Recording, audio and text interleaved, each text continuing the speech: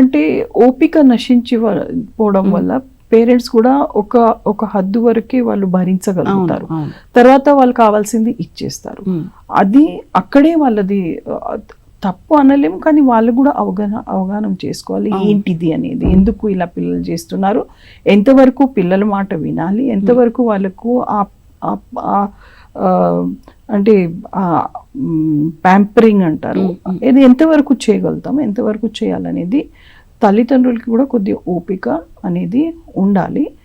మనం ప్రతి ఒక్క అడిగింది ఇస్తూ ఉంటే వాళ్ళకు ఏమర్థమవుతుంది, వాళ్ళ బుద్ధి అంతవరకే డెవలప్ అయి ఉంటుంది.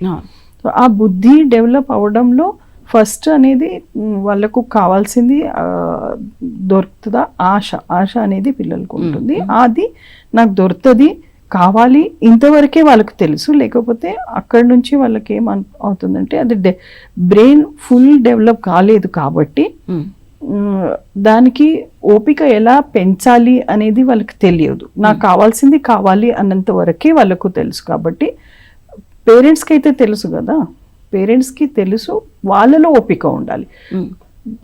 చాలా కారణాల వల్ల వాళ్ళలో ఓపిక లేకపోవడం, దీనికి ఈ హ్యాబిట్ కల్టివేషన్ అనేది పేరెంట్స్ కూడా చాలా వరకు కాంట్రిబ్యూట్ చేస్తారు.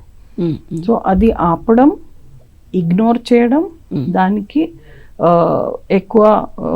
ఎక్కువ దానికి విలువ ఇవ్వకపోవడం, లేకపోతే దానికి కంట్రోల్ రెగ్యులేట్ చేయడం అనేది తల్లిదండ్రుల బాధ్యత.